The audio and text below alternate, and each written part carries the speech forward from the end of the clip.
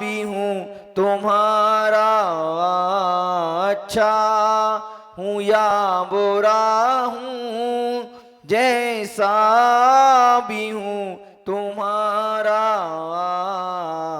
ठुकराओ ना मुझे अब, ठुकराओ ना मुझे अब, चरणों में सिर झुकाऊं।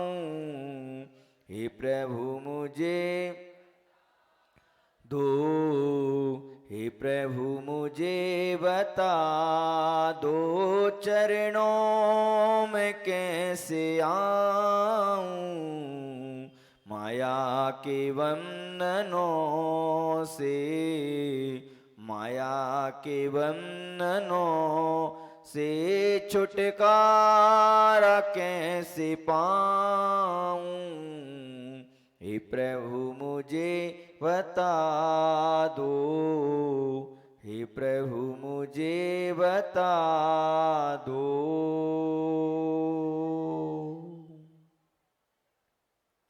जौल कुंडलपुर के बड़े बाबा की, संत शिरोमणि आचार्य भगवान गुरुवर श्री विद्यासागर जी महाराज की, परम पूज्य निर्यापक मुनि श्री 108 समता सागर जी महाराज की, 3 कम 9 करोड़ मुनिराजों की।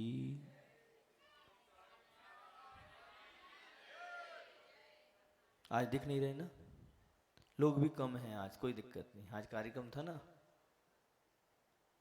फिर भी हमने सोचा अगर कोई नहीं आएगा तो आज हम छुट्टी रख लेंगे, लेकिन तुम लोग आ गए। अपना प्रसंग बहुत अच्छा चल रहा है, दैनिक संबंधित बातों को लेके बहुत सारे लोगों के समझ में भी आ रहा है और अपने जीवन में इम्प्लीमेंट करने का प्रयास भी सभी लोग कर रहे हैं। पहले अपन ने समझा कि हमारे घर में सबसे मुख्य जगह रहती है हमारी रसोई, तो रसोई हमारी कैसी होना चाहिए और रसोई कहाँ पर होना चाहिए। उसके बाद आया जल, जल के बारे में अपनी बात चल रही थी कि जल हम लोगों के लिए छना हुआ जल तो पीना ही चाहिए। छना हुआ जल पीने से हमारे अहिंसा धर्म का पालन भी होता है और हम जो श्रावक के हमारे षट आवश्यक हैं, जो हमारे कर्तव्य हैं, जिनके लिए हम लोग कहते हैं कि हम जिनैन भगवान के वंश के हैं, तो जब तक हम छना हुआ पानी नहीं पिएंगे तब तक हम जिनैन भगवान के वंश के कहलाने के अधिकारी नहीं होंगे। जो व्यक्ति अनछना जल पीता है वो निश्चित रूप से खून को पीता है। जो लोग बाजार में फास्ट फूड आदि का उपयोग करते हैं वो क्या कर रहे हैं, डायरेक्ट ना करके इनडायरेक्ट रूप से मांस का सेवन कर रहे हैं। जितने भी बाजार में जो फास्ट फूड वगैरह आते हैं उनमें नियम से जो अपन लोग, जो नंबर आता है ई नंबर, जब उसको अपन सर्च करते हैं तो उसमें स्पष्ट आ जाता है कि वेज है या नॉन वेज है।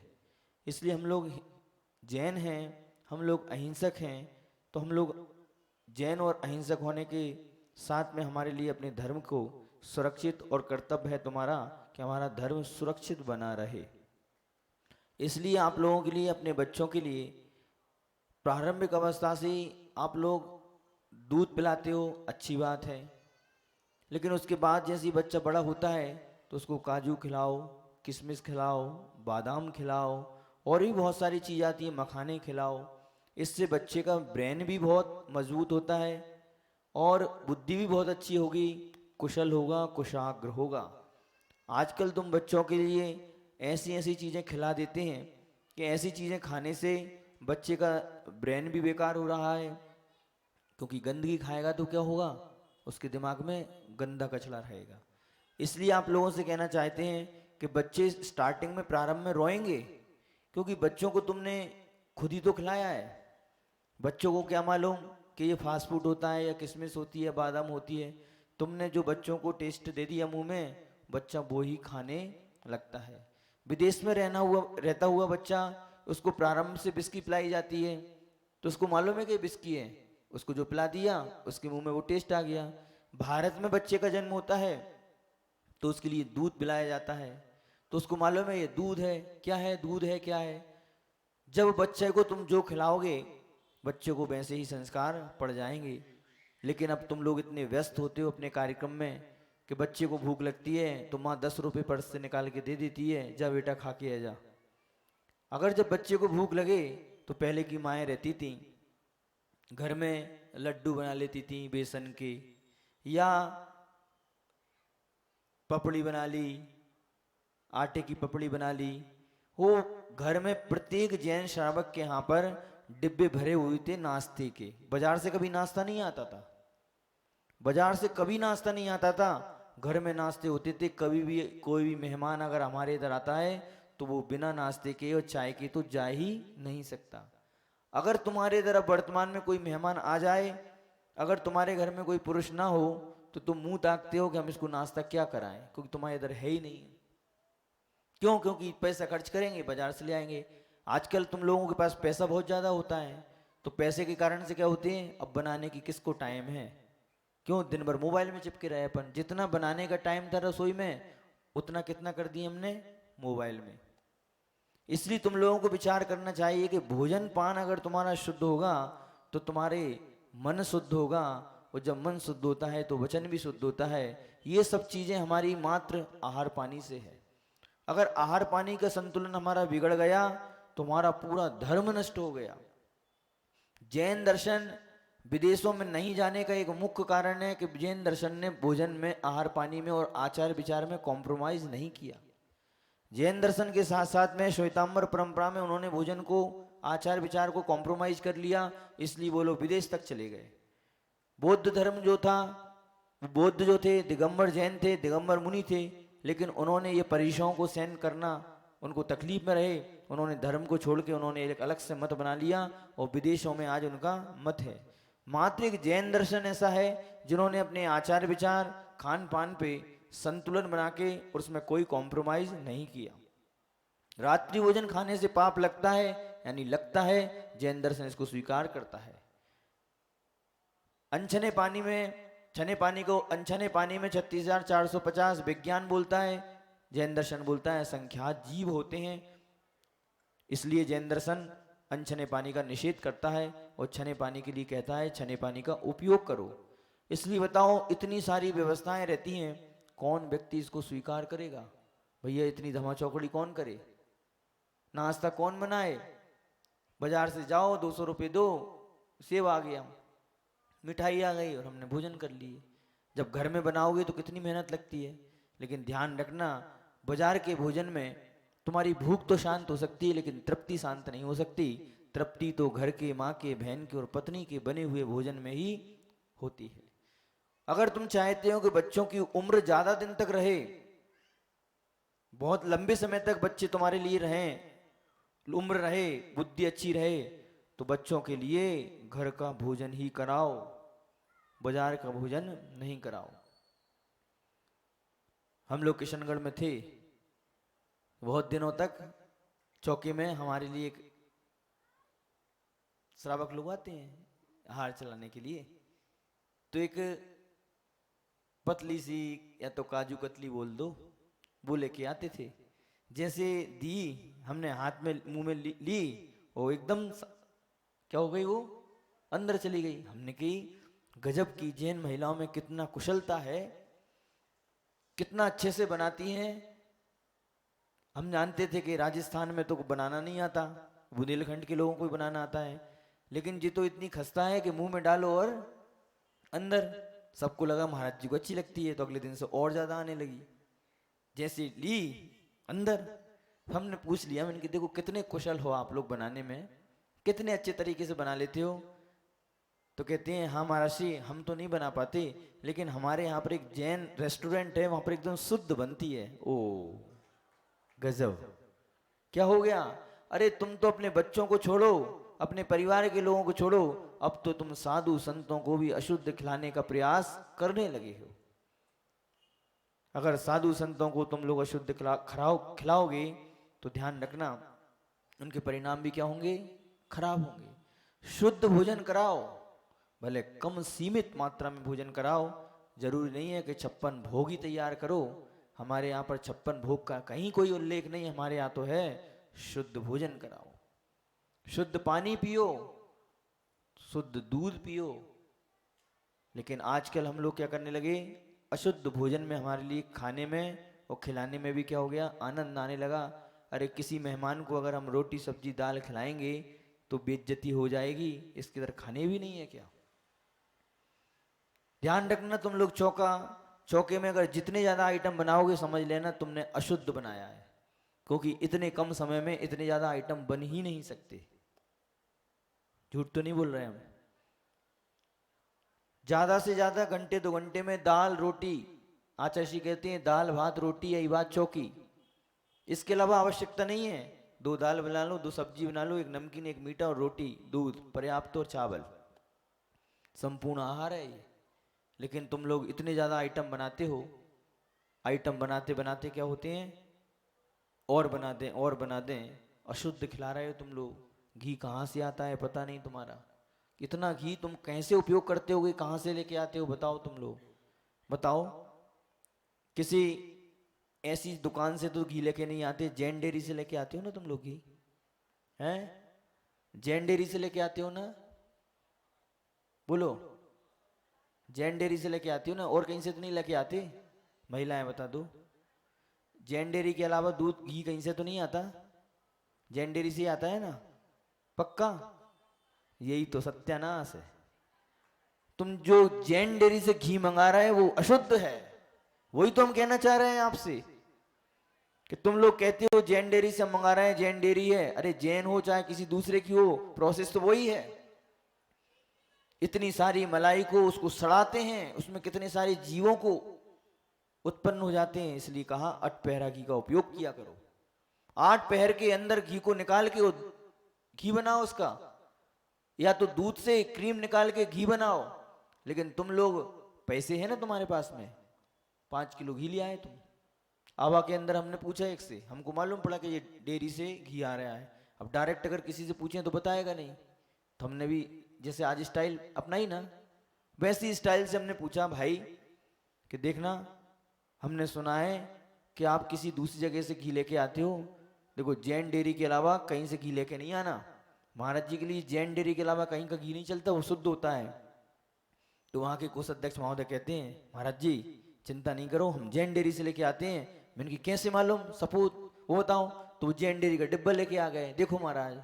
वाह, मैंने कही जब किसी व्यक्ति से कुछ पूछना है तो उल्टा पूछो उससे। उसने स्वीकार कर लिया, नहीं आप रूखी रोटी खिला देना साधु के लिए, लेकिन ऐसा अशुद्ध भोजन मत कराना। तुमने अगर अशुद्ध भोजन कराया, और ध्यान रखना अगर साधु को अशुद्ध भोजन के कारण से कोई बीमारियां हो जाती हैं, और असमय में अगर एक साधु का मरण हो जाता है, तो ध्यान रखना तुमने कितने सारे लोगों को अनाथ कर दिया। एक साधु अगर असमय में मरता है तो हजारों लोग अनाथ हो जाते हैं, ध्यान रखना, क्योंकि एक साधु से कितने सारे लोग जुड़ेंगे। हमको विचार करना है कि नहीं महाराज मना कर देना, लेकिन अशुद्ध भोजन नहीं कराना, कम सीमित रखो। ये जैन मैन डेयरी के क्या है, कुछ नहीं है। शांति धारा का घी जो है बताते हैं कितना, 2 है 2,500-3 हजार रुपये लीटर है, वो शुद्ध प्रोसेस है। वो इतना महंगा घी अगर 700 में और 500 और 1000 रुपए में तुमको घी मिल रहा है, इसका मतलब है वो नकली घी है। घी बनाने की में 2,500 से 3,000 रुपये खर्च आता है, तब समझना ये क्या है, शुद्ध घी है।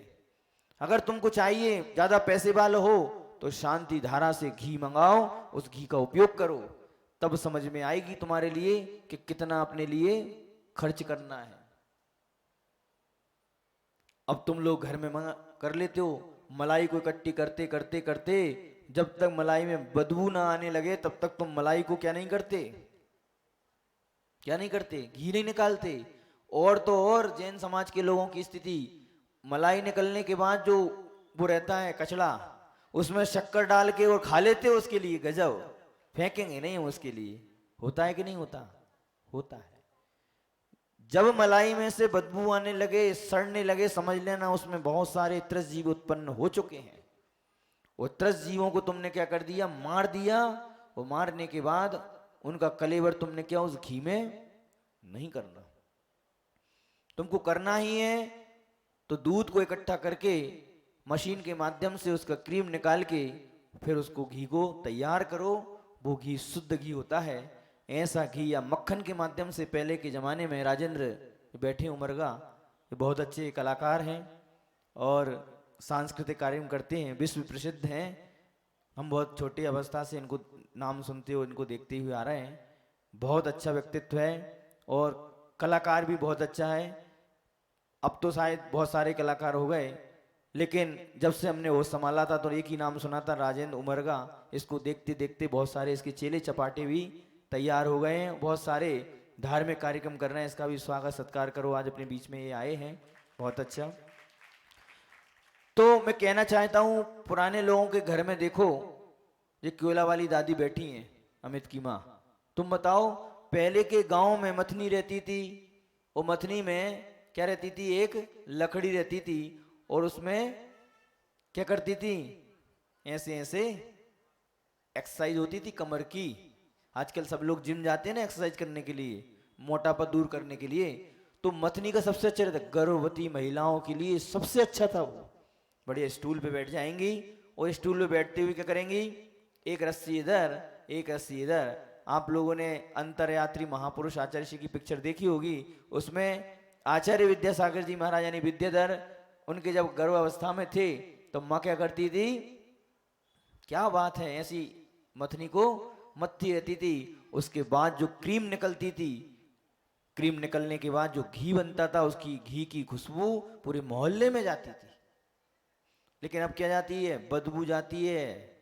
जब घी तुम लोग सड़ाने के बाद मलाई को घी बनाते हो तो उसकी बदबू आती है। पहले का शुद्ध घी जो रहेगा, अगर यहां पर घी तैयार किया बंगला मंदिर में तो उसकी खुशबू जाएगी बड़े मंदिर तक। हाँ, शुद्ध घी वो होता है जब जैसे ही शांतियारा के अंदर प्रवेश करते हैं उसके पहले से ही घी की इतनी खुशबू आने लगती है। अगर तुम लोग चाहते हो कि साधु को शुद्ध आहार कराएं तो शांतिधारा का बना हुआ घी का ही उपयोग करो। तुम लोग मंगा लो एक जन इकट्ठा, सभी चौके वालों को वितरित कर दो। आप लोग ये इधर की चीजें बांटते हो ना, इससे अच्छा तो इनाम में शांतिधारा के घी के मंगा लो छोटे छोटे से। क्या देना है, घी दे दो शांतिधारा का, कितना अच्छा रहेगा। जो ब्रह्मचारी लोग इतनी मेहनत कर रहे हैं पूज्य गुरुदेव के आशीर्वाद से, उनका परिश्रम इतना ज्यादा है, वहां लगे रहते हैं, हम लोग देख के आए। तब तुमको लगता, हम कहोगे 3,000 रुपये लूट रहा है, ये 3,000 रुपये में घी बनता है क्या? नहीं, बनाओगे तब समझ में आएगी। इसलिए आप लोगों को समझना चाहिए, अपना प्रसंग इसी संबंधित तो संदर्भ में चल रहा है, उसमें अपने लिए पानी में सावधानियां कुछ रखना है कि गांव से बाहर जाते समय छन्ना या प्रासुक जल ही ले जावे। यदि ज्यादा दिन का सफर हो तो छन्ना भी अवश्य लेके जाना चाहिए। अगर अपना लंबा सफर है तो एक छन्ना जेब में, जैसे नाक पहुंचने के लिए रुमाल रखते हो ना तुम लोग, जो बहती रहती है तुम्हारी, लेकिन उसके साथ साथ में क्या करो, दूसरी जेब में क्या कर लो, एक छन्ना भी रख लो, छान के पानी पिएंगे। मुझको ध्यान है कि मैं चलती हुई ट्रेन में, खड़ी हुई ट्रेन में तो कभी नहीं चढ़ा। जब भी ट्रेन रुकती थी, अगर पानी के लिए गए घर में, तो पानी लेने के जाते थे तो छना हुआ पानी उपयोग करते थे। टंकी से छना हुआ पानी, अपनी बोतल भरी, पानी पिया, और भी जितने यात्री आते थे उनको भी पानी भराते थे। और जैसी गाड़ी चलना प्रारंभ होती थी, दौड़ के गाड़ी को पकड़ लेते थे। तो आप लोगों से भी कहना चाहते हैं कि जब भी आप जाओ, मैं ये नहीं कह रहा कि चलती ट्रेन में पकड़ चलना, नहीं, तुम कहो महाराज जी ने बोला है तो हम भी वही करेंगे, नहीं, ये गलती नहीं करना जो हमने की। आप लोगों से कहना चाहता हूं कि आप लोग ही छने पानी का उपयोग करो। जी, आप लोग कपड़े से, यानी कि आपने साड़ी से या स्टॉल से, या जो आपका क्या रहता है, कपड़ा रहता है छोटा सा रुमाल, इससे नहीं छानना।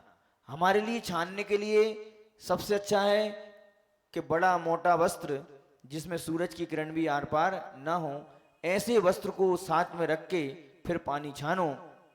उससे कितने फायदे होंगे? एक फायदा तो ये होगा कि अनछने पानी पीने का आपको पाप नहीं लगेगा, हिंसा धर्म का पालन होगा। दूसरा क्या होगा कि तुम जैन धर्म की कितनी बड़ी प्रभावना करोगे। व्यक्ति दूर से देख के कह देगा ये कौन है, तो कहेगा अरे लगता तो ये जैन साहब हैं, लगता है ये जैन साहब हैं, क्योंकि ये छना हुआ पानी पी रहे हैं। हमने अपने जैनत्व की क्या कर दी हमने? खुद हम हिंसा कर रहे हैं। हमने अपना जैन धर्म को हम कौन कर रहे हैं? हम खुद धूमिल कर रहे हैं। ध्यान रखना, जिन व्यक्तियों ने जैन धर्म में जन्म लिया है और जैन धर्म के अनुकूल अगर कोई कार्य नहीं किया तो ध्यान रखना अगली पर्याय तुमको जैन में मिलने वाली नहीं है। क्यों? यहां पर इतने सारे लोग बैठे, मैं उनसे पूछना चाहता हूं कि बताओ, जैन धर्म में जन्म लेने के बाद अपने आप को गौरवान्वित महसूस करते हो कि नहीं करते? बता दो। अच्छा, ऐसा कौन व्यक्ति है जो अपने आप को गौरवान्वित महसूस नहीं करता? हाथ खड़ा कर दो। अपने आप को गौरवान्वित महसूस करते हो? चलो ये करके बता दो कि नहीं महाराज जी, हम अपने आप के लिए गौरव महसूस करते हैं कि हमने जैन दर्शन में जन्म लिया। ऐसे कितने लोग हैं? बता दो। ये नहीं है, सुन ही नहीं रही वो तो। ये हाथ खड़े कर रहे हैं, खड़े कर दो तुम भी। पता ही नहीं काहे के लिए कर रहे हैं। अपने आप को जैन धर्म में जन्म लेने के बाद अगर अपने आप को गौरव का महसूस करते हो, गौरवान्वित होते हो, तो ध्यान रखना, जब तक तुम्हारी मुक्ति नहीं होती, जब तक तुम्हारा कल्याण नहीं होता है, तब तक तुमको जैन पर्याय मिलती रहेगी। ये यहां से तुम लोगों के लिए आशीर्वाद है। क्यों? क्योंकि जिस पर्याय में तुमने जन्म लिया है उस पर्याय में तुम क्या मना रहे हो? आनंद मना रहे हो। अगर तुम्हारी सांस अच्छी मिलने के बाद तुम्हारे मन में हो कि भगवान, दुनिया के सबसे अच्छी मेरी सांस है, इस दुनिया में मुझसे अच्छी सांस नहीं मिल सकती, तो ध्यान रखना, जब तक तुम्हारा कल्याण नहीं होगा, हर भव में तुम्हारे लिए वो सांस मिलती रहेगी। ताली नहीं बजी, तुम कह रहे महाराज जी तो गड़बड़ काम है। ऐसी मत कहो, सांस को चेंज करा दो। अच्छी मानते हो तो सांस मानती है कि मेरी बहू दुनिया के सबसे अच्छी बहू है। अगर अपने मन में ये बात रखती है तो ध्यान रखना, जब तक तुम्हारा कल्याण नहीं होगा तब तक तुमको ये अच्छी सम्यक दृष्टि बहू मिलती रहेगी।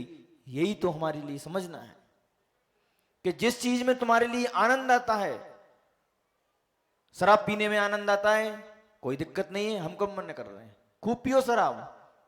साधु कभी भी शराब त्याग कराने की बात नहीं करते। एक दिन प्रवचन में सुबह कहा था, हम कौन होते हैं तुम्हारी शराब त्याग कराने वाले? हम कौन होते हैं तुम्हारे व्यसन को त्याग कराने वाले? हम कौन होते हैं तुम्हारी बुरी आदत को त्याग कराने वाले? अरे भगवान महावीर स्वामी भी आ जाए, भगवान पार्श्वनाथ स्वामी भी आ जाए, तुम्हारी बुरी आदतें हम त्याग नहीं करा सकते, तुम्हारा संसार को हम छुड़ा नहीं सकते। अगर तुम संसार को छोड़ना चाहते हो तो मात्र सम्यक दर्शन, सम्यक ज्ञान, सम्यक चारित्र को स्वीकार करो और सम्यक रत्न। और अगर तुम संसार को छोड़ना नहीं चाहते तो मिथ्या दर्शन, मिथ्या ज्ञान, मिथ्या चारित्र को स्वीकार करो। हम तो मात्र रास्ता बता सकते हैं तुमको कौन से रास्ते पे जाना है। अगर तुमको ये रास्ता अच्छा लगता है तुम जाओ, तुमको शराब पीना है पियो, कोई दिक्कत नहीं। तुम कहोगे नहीं मुझको शराब बहुत अच्छी लगती है, कोई दिक्कत नहीं, पीते रहो। बस एक गारंटी रहेगी, ध्यान रखना, जब तक तुम दुर्गति में नहीं जाओगे तब तक तुमसे शराब छूटने वाली नहीं है। कोई दिक्कत नहीं, चले जाओ। नहीं महाराज ऐसी बात नहीं बोलो, शराब तो छोड़ना है, मुझको शराब बहुत बुरी लगती है। बुरी लगती है, कोई बात नहीं। अगर तेरे मन में बात आ गई कि ये चीज बुरी है, एक निश्चित है कभी ना कभी तो उस चीज को छोड़ेगा। जब तक व्यक्ति पाप को पाप स्वीकार नहीं करता तब तक वो पाप छूटता नहीं है। अपने मन में बात आ जाए कि रात्रि भोजन करना पाप है, लेकिन क्या करूं भगवान मेरी मजबूरी है। क्या कर दी हमने? मजबूरी बना दी, मार्ग नहीं है। मार्ग क्या है? मार्ग तो है रात्रि भोजन नहीं करना चाहिए, लेकिन मेरी मजबूरी है। और जहां व्यक्ति मजबूरी करने लगता है, मजबूरी शब्द का उपयोग करने लगता है, उसने मार्ग का लोप नहीं किया है। उसके लिए पुण्य तो लगेगा क्योंकि उसने मार्ग का लोप नहीं किया है, वो अपनी मजबूरी समझ रहा है और एक ना एक दिन वो क्या करेगा? रात्रि भोजन त्याग निश्चित करेगा। लेकिन पाप को पाप स्वीकार करना ही पड़ेगा, बुरी आदतों को बुरी आदतें स्वीकार करना पड़ेगी। क्या करूं भगवान, ये मेरी कौन है? मजबूरी है। वो मजबूरी है तो मजबूरी में कह दिया तूने मार्ग तो नहीं बनाया। बहुत सारे लोग, बहुत सारे मुनि महाराज भी ऐसी कूलर पंखे में बैठे रहते हैं और जब पूछा जाता है तो रेफरेंस दिया जाता है कि नहीं महाराज, बहुत सारे महाराज बोरिंग का पानी भी पीते हैं। पूछा जाता है तो क्यों? तो कहते हैं आजकल के कुएं अशुद्ध हो चुके हैं, बोरिंग का पानी शुद्ध है इसलिए बोरिंग का पानी उपयोग करते हैं। ध्यान रखना, जो व्यक्ति बोरिंग का पानी पीता है वो व्यक्ति खून पीने के समान है। वो खून पी रहा है। क्यों? 400-500 फीट नीचे से अगर किसी व्यक्ति ने मोटर चलाई और मोटर चलाने के बाद से अगर ऊपर तक पानी आएगा तो उसमें जितने भी त्रस्त जीव हैं सारे के सारे क्या हो गए, मर गए। अब तुम क्या कर रहे हो, मरे हुए जीवों को छान रहे हो। पुण्य कहां से मिलेगा तुम्हारे लिए? अहिंसा धर्म कहां पालन हुआ तुम्हारा? आचार्य भगवान के पास भी कई बार समस्याएं आई हैं तो आचार्य जी कहते नहीं, पंचम काल के अंत तक जब तक दिगंबर साधु रहेगा तब तक कुएं रहेंगे हमारे लिए। तुम पहले से ही मार्ग क्यों बनाना है उस चीज के लिए कि कुएं नहीं है? अरे ऐसी जगह बिहार करो जहां पर कुएं हो।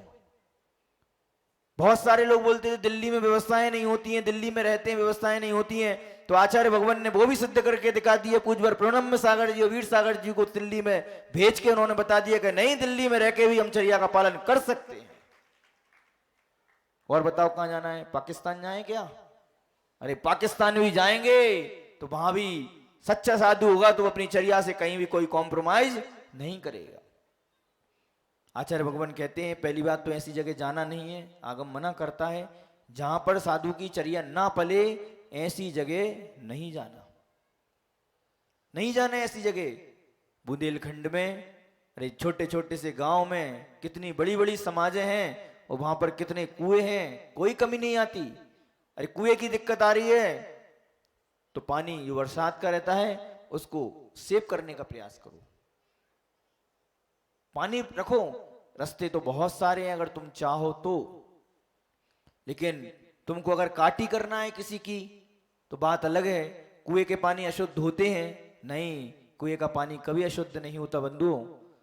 जब तक पानी कुएं से निकलता रहेगा तब तक कभी अशुद्ध नहीं होगा, और जिस दिन कुएं से पानी निकलना बंद हो गया उस दिन अशुद्ध हो गया। पहले के जमाने में महिलाएं कुएं से पानी लेके जाती थी, इधर घड़ा, दो घड़े ऊपर और रस्सी बाल्टी साथ में, और बाजू में बच्चे को दबा के, देखा है हमने। हाँ जी, हाथ खड़ी कर रही, हमने ऐसा किया है। अब क्या हो गया? अब नहीं करते।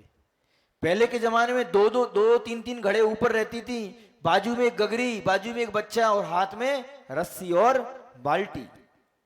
पानी सतत रहता था, रात दिन भर गांव के लोग पानी को खत्म कर देते थे कुएं में, और जैसे ही सुबह पुनः जाते थे कुआं फिर क्या हो जाता था? भर जाता था। लेकिन आज आप लोग पानी का उपयोग नहीं करते हो, इसलिए बीमारियां भी तुम्हारे घर कर गई हैं। तुम लोग भी बीमारियों का पिटारा हो चुके हो। आजकल, पहले तो मैंने नहीं देखा कोई कुर्सी बैठता होगा, लेकिन आजकल तो जवान जवान लोग भी क्या कर रहे हैं? कुर्सी पे बैठे हैं। घोड़े के दर्द हैं, कमर में दर्द है, जवान अवस्था है अभी। बूढ़े हैं क्या अमित? बूढ़े हो क्या? हाँ, नीचे बैठने का प्रयास करो। जब भी हम भोजन करते थे तो नीचे थाली में भोजन कराया जाता था, कभी टेबल कुर्सी पे नहीं, कभी खड़े होके नहीं, टेबल कुर्सी सम्मान से।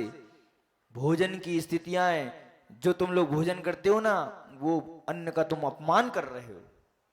चलते फिरते खाते रहते हो। चलते फिरते कौन खाता है बता दो भैया, कौन खाता है? हैं? तेज बोलो थोड़े। तुम कौन हो? हम तो अपने मुंह से नहीं कह रहे। जो चलते फिरते खाते वो कौन है? जानवर, गाय, कुत्ता, बिल्ली, सूअर। ये कभी खड़े होकर भोजन नहीं करते। क्या करते हैं ये? चलते फिरते नहीं। ये जैन धर्म में जितनी पैसा बढ़ता जा रहा है, जितना पैसा बढ़ता जा रहा है, उतना ये पाश्चात्य संस्कृति की ओर जा रहा है।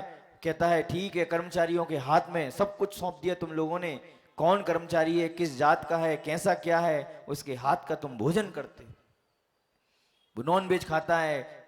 सुबह की शिफ्ट में गया तो वहां पर नॉन वेज के यहाँ पर होटल में कार्य करके आया, शाम को तुमने अपने यहाँ पर उसको बुला लिया। कभी विचार किया तुमने उसके लिए?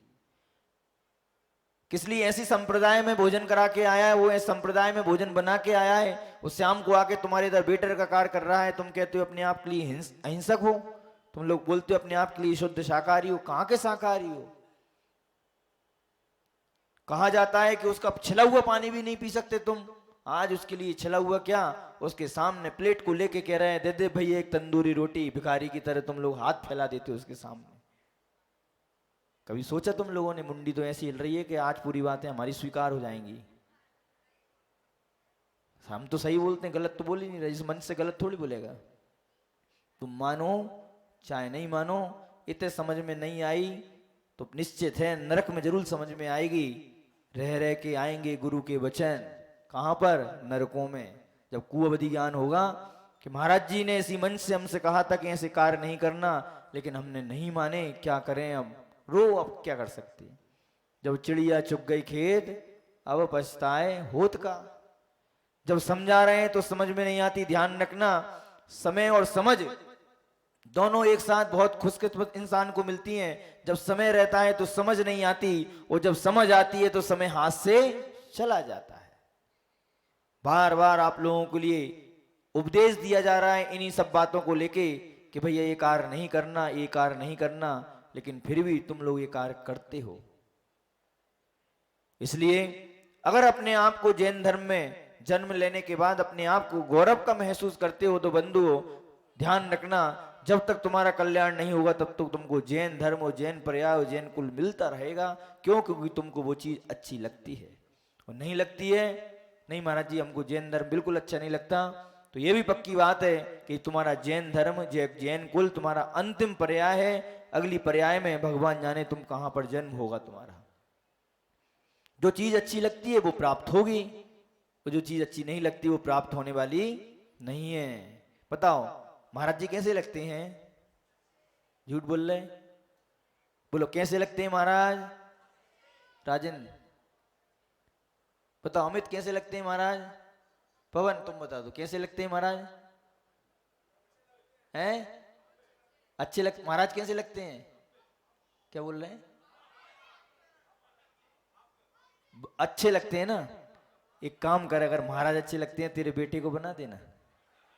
हैं? भगत सिंह पैदा हो तो बाजू वाले घर में, हमारे घर में नहीं। महाराज तो बहुत अच्छे लगते हैं, लेकिन जब अपने बच्चों की बात आती है तो कह देते हैं भैया अपने बच्चों को बना दो। तो महाराज बड़ी मुश्किल से एक ही भाव है। क्या हुआ है? एक में तो नानी याद आ गई। क्या गई? एक में नानी याद आ गई। उसको संभालने में, उनको परेशान करने, उसमें अभी सतना वाले परिवार आए, कह रहे महाराज जी हमारा बच्चा तो भयानक शैतान है। आपके पास में ये कैसे बैठ गया इतनी देर तक? 1 घंटे तक हमारे पास बैठा रहा ये बिल्कुल शांत। कि महाराज जी अभी तो घर में होता तो बहुत सारी चीजों को तोड़ फोड़ देता, लेकिन 1 घंटे से ये आपके पास में बैठा है, बिल्कुल शांत बैठा है। क्योंकि यही तो महाराज का प्रभाव है। तुम में और महाराज में अंतर तो कुछ होना चाहिए ना। ये हमारा प्रभाव है कि तुम्हारा प्रभाव है? हाँ, महाराज के ओरा में आके, देवसास गुरु के ओरे में आके अगर जो व्यक्ति आता है, शैतान भी क्या हो जाता है? सज्जन हो जाता है। इसलिए अपने लिए समझना है इन सब चीजों के लिए कि जो भी कार्य अपने लिए करना है बंधुओं, विवेक पूर्वक करोगे तो पुण्य का बंध होगा, और अविवेक पूर्वक की करोगे तो पाप का बंध होगा। कार्य तो वही करना है, सम्यक दृष्टि भी वही कार्य करता है, वही कार्य मिथ्या दृष्टि करता है। सम्यक दृष्टि और मिथ्या दृष्टि की कार्यों में, क्रियाओं में कोई अंतर नहीं है, बस उसके इंटेंशन में अंतर होता है, उसके अभिप्राय में अंतर होता है। खाता वो भी है, पानी वो भी छानता है। एक व्यक्ति पानी छान रहा है किसके लिए? मेरे मुंह में जीव न चले जाएं। और सम्यक दृष्टि पानी छान रहा है किसके लिए? मैं अहिंसा धर्म के पालन करने की रक्षा करने के लिए पानी छान रहा हूं। दोनों में कितना अंतर आ गया? पानी तो वो भी छान रहा है, पानी तुम भी छान रहे हो, लेकिन मिथ्या दृष्टि में मात्र क्या है? मेरे मुंह में कोई जीव ना चला जाए जिससे मुझको तकलीफ होगी। सम्यक दृष्टि से कहेंगे तूने पानी क्यों छाना? तो वो कहेगा मैंने अपने अहिंसा धर्म की रक्षा करने के लिए पानी छाना है। तो आचार्य महाराज ने कह दिया ये कौन है? भव्य और सम्यक दृष्टि। जब भरत चक्रवर्ती ने वर्णों की स्थापना की तो उसने कहा मैं वर्णों की स्थापना कैसे करूं? तो उसने अपने घर के आंगन में बहुत सारी घास थी, देखता हूं कौन सम्यक दृष्टि है कौन मिथ्या दृष्टि है। और सबको कहा कि आज भरत चक्रवर्ती कुछ उपहार देने वाले हैं, तो सभी लोगों के लिए राजमहल में बुलाया है। तो बहुत सारे लोग तो दौड़ते हुए घास को रौंदते हुए आ गए, और बहुत सारे लोग घूम के आए। भरत चक्रवर्ती ने पूछा कि तुम इतनी लेट क्यों आए हो? तो कहते हैं महाराज आपके घर के आंगन में बहुत सारी घास थी, उस घास में हम पैर कैसे रख देते थे, इस कारण से हम घूम के आए हैं। तो भरत चक्रवर्ती ने विभाजन कर दिया, ये सम्यक दृष्टि है। और ये कौन है? बस उसके लिए स्वर्ण की जनेऊ पहनाने की परंपरा, विभाजन कर दिया। जब भी हम लोग विभाजन करेंगे तो कैसे करेंगे? उनके आचार और विचारों को देख के करेंगे। जैन समाज में और जैन धर्म में भी बहुत सारी कैटेगरी रहती हैं, अलग अलग क्वालिटी के लोग रहते हैं, सब अलग अलग रहते हैं। भक्त भी अलग अलग क्वालिटी के रहते हैं, कोई अलग है, भक्त सब हैं, लेकिन भक्तों की भी क्या होती है? शिष्यों की भी कोई ना कोई क्वालिटी होती है। कौन सी फर्स्ट, कौन सी सेकंड में? कटनी वाले कौन सी कैटेगरी के हैं? फर्स्ट हैं, फर्स्ट में है ना? ओ ठीक है।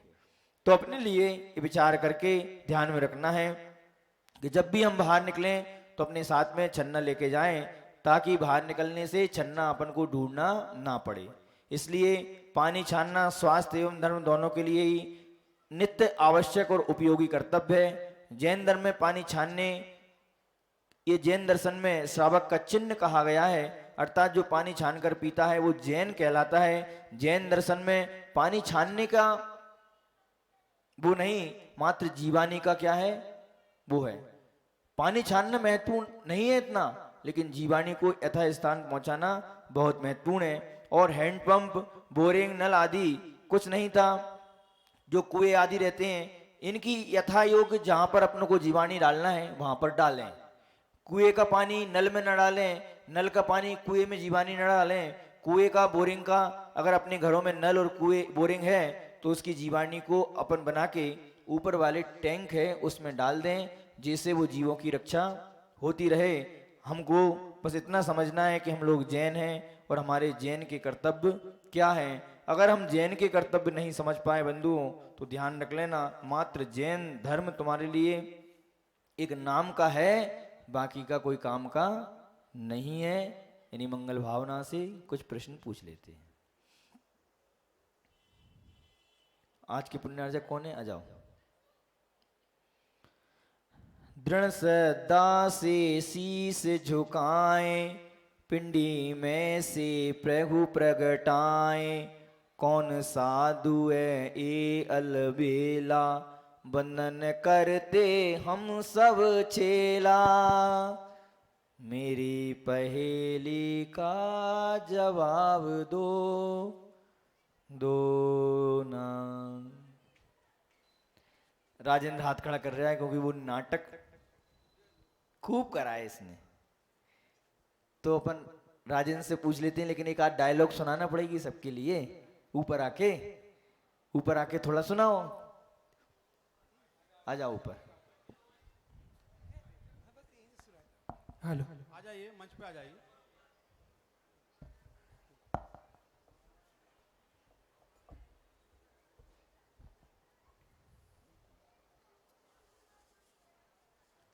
दुख भरी आंखों में आंखों को देखने वालों, दुख भरी आंखों से आंखों को देखने वालों, हर गांव की मिट्टी में अरमान देखना सीखो। पाषाण में प्रतिमा को देखने वालों, गुरुवर में भगवान को देखना सीखो। प्रश्न का उत्तर है परम पूज्य आचार्य भगवान समंत भद्र महाराज। हाँ, आचार्य समंत भद्र स्वामी, जिन्होंने एक दिन और कहा था, आचार्य समंत भद्र स्वामी के मस्तक में वो अतिशय था कि जिस पे झुक जाता था वहां से वो क्या हो जाते थे? भगवान को प्रकट कर देते थे। सम्यक दृष्टि का भी मस्तक वही होता है।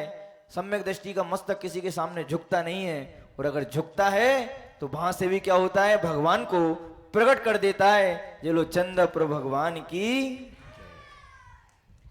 विदेश जाने वाली प्रथम महिला का नाम, विदेश जाने वाली प्रथम महिला का नाम क्या है? बताओ। पीछे से महिलाओं की तरफ से। हाँ, ये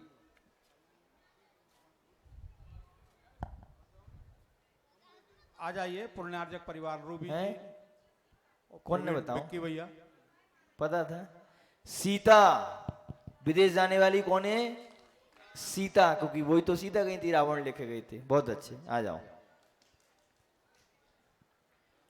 तीर्थंकर की महिमा न्यारी, 12 सवाएं लगती प्यारी, उस स्थान का नाम बताओ, किंतु कुबेर को भूल न जाओ, मेरी पहेली का जवाब दो, दो ना।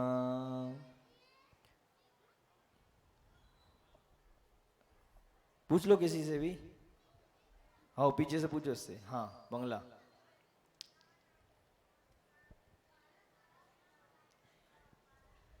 समोसरण। समो शरण, बहुत अच्छे जवाब, सही है। आ जाओ।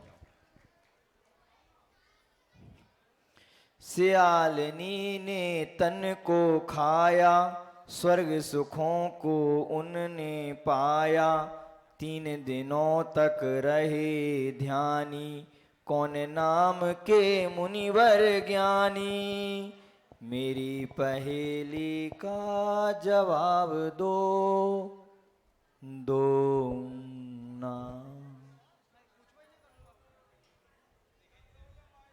पूछ लो किसी से, इधर से पुरुषों से। हाँ हाँ बताओ।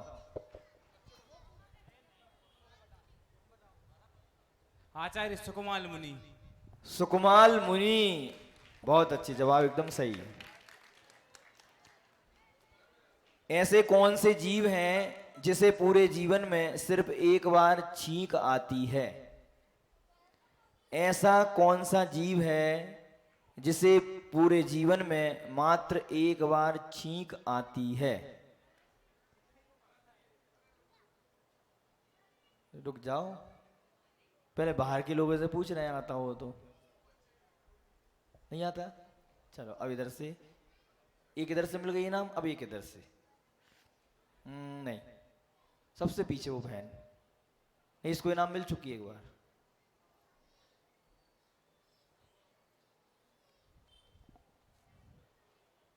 महाराज जी विदेश क्षेत्र के जी। नहीं, बैठ जाओ। अब महिलाओं से गया नंबर, अब बच्चों से पूछ लो। पूछ लो, बच्चों से पूछ लो।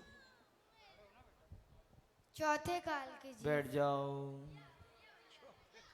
नाम बताओ चौथे काले कौन से? नमस्ते महाराज जी। हाथी। हाथी एक ही बार चीख आती है?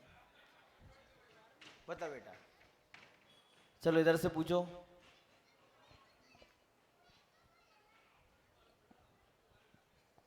बाहुबली से। बाहुबली भगवान, ये बताओ।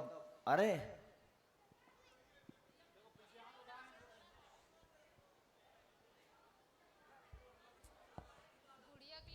बच्चे से पूछो। हाँ पहले, दूसरे और तीसरे काल के जीवों को। नाम बताओ। चलो, और जिनको मालूम हो हाथ उठाएं। क्या बोल रही है? ये अर्पित की मम्मी को दो, ये बैठी है पूछ रही ना क्या बता रही। तो दो ना, तो देव। चलो बताओ इनको। हाँ महाराज जी नमोस्तु। जुगल जोड़ी वाह होती है, एक लड़का एक लड़का होती नाम है। बताओ तुम तो। और कहाँ एक के? छींक हो, एक हो जमाई। कहाँ के? कहाँ के? चौथे काल के मतलब नाम बताओ उस जगह का, क्या बोलते हैं उसको? जोड़ी से दो भैया बहन अरे होते हैं बस। वो तो जोड़ी से तो इतने भी होते हैं। जुगला जोड़ी है। अरे इतने 4-4 हो जाते हैं, 7-7 हो गए, चिंता क्या कर रही हो? नाम बताओ। हाँ बताओ। महाराज जी भोग भूमि से। भोग भूमि के जीव, वहां पर छींक और जमाई लेने से क्या होते हैं? जुगल पैदा होते हैं। पिता को छींक और माता को छींक और पिता को जमाई आती है, वो बच्चे का मरण होता है और दोनों युगलीय पैदा होते हैं। आ जाओ। ऐसा क्या है जिसके नाम को उल्टा करें तो खाते हैं और सीधा करें तो पहनते हैं? ऐसा क्या है जिसके नाम को उल्टा करें तो खाते हैं और सीधा करें तो पहनते हैं? नहीं मालूम? हाँ बताओ। नहीं, कहाँ है?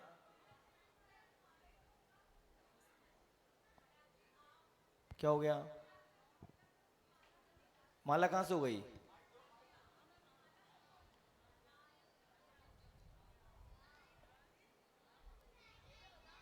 वहां बताओ पीछे से। हैं? कैसे? बहुत अच्छे, राखी पहनते हैं और खीरा खाते हैं। आ जाओ। विश्व में कितने देश हैं? विश्व में कितने देश हैं? ये तो बता सकते हैं, सिंपल है।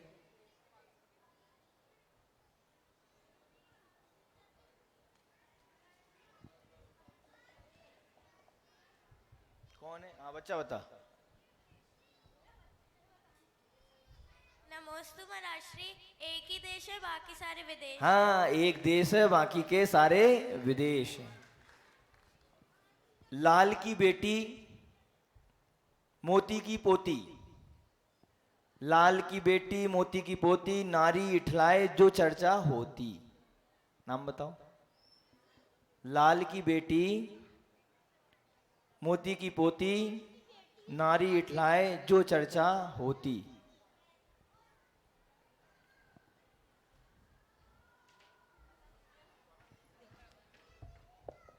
नहीं मालूम? जल्दी फटाफट, 2 मिनट। महाराज जी, इंदिरा गांधी। कौन ने बोली इंदिरा गांधी? अच्छा, ये इंदिरा गांधी, बहुत अच्छे। आ जाओ। किस देश में शिक्षा नहीं है? किस देश में कोई एजुकेशन नहीं है? ऐसा कौन सा देश है जिसमें कोई एजुकेशन नहीं है? बताओ।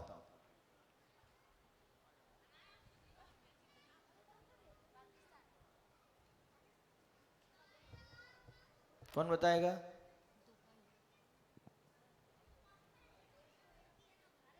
पाकिस्तान। अरे भैया, वहां तो सबसे ज्यादा गड़बड़ है। बोलो। है कोई मुस्लिम कंट्री? इतना बता देते हैं। चलो, अब तो हमने चीटिंग कर दी। हम बताओ भैया, सतना वाले, सतना वाले। यूएई, सऊदी अरब। हैं? सऊदी अरब, बहुत अच्छे। जवाब सही है। एक इनाम लेके तो जा रहे हैं कम से कम।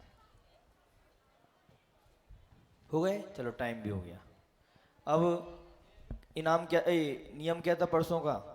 सतना वाली बिटिया बोल रही है एक भजन गाने को, छोटी बच्ची है, आई है। कौन बच्ची? कितने, 2 मिनट का है? 1 मिनट। कौन? जल्दी आ जाओ, 1 मिनट में। फिर महाराज जी फिर नियम दे रहे हैं, जल्दी आ जाओ। परसों नियम टूट गया सबका ना। चलो, कल का नियम है कि सभी लोग अपने अपने जो बड़े बुजुर्ग हैं उनके पैर छुएंगे। पत्नी अपने पति के पैर छुएगी, सास ससुर के पैर छुएगी। ठीक है? ये नियम है और सबको फॉलो करना है इस चीज के लिए। लड़के लोग अपने माता पिता के पैर छुएंगे, पत्नी के मत छुइयो, पत्नी से छुलवाएं तो आए। ठीक है? सबके लिए ये नियम है। जल्दी, 2 मिनट के।